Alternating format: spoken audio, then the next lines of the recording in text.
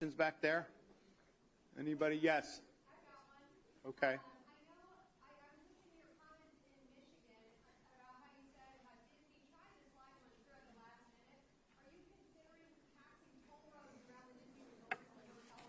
So I think so this is the issue at Disney. You know, they had self-government in this state for almost 60 years. We put a stop to that. We ended their self-governing status.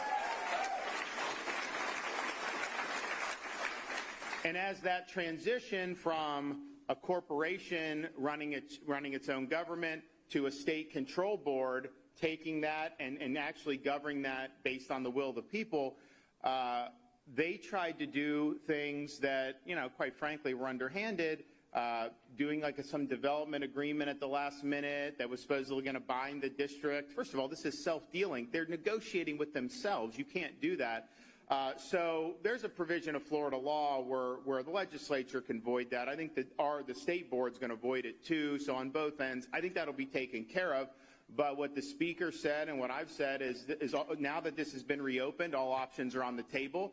We need to make sure that people understand, whether you're an individual or you're a corporation, that you don't get to play by your own rules. That the people of the state of Florida ultimately are the sovereign. They elect people to fill these offices and enact policy.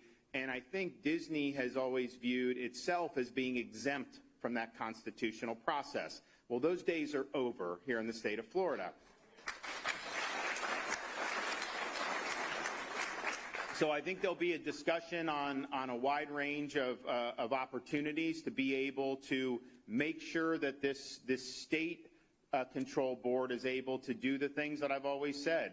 Live under the same laws as everybody else, pay fair share of taxes, pay off all the municipal debt, and live under the same law. Now that we've gotten rid of self-government, you actually now have state agencies going in and doing inspections like they would do on any other business. So they're now subjected to all this that they necessarily weren't. And the board, you know, they got in probably about 6 weeks ago, maybe a little longer. They had to hire people. So there's been a little bit of a process. But I think what you're going to see is in the ensuing weeks, you're going to see a lot of very, very strong action that's going to basically validate what we said. But there will be additional legislative action taken in Tallahassee that will nullify what they tried to do at the 11th hour, and then potentially, you know, arm the board with the ability, you know, to make sure that this is run appropriately.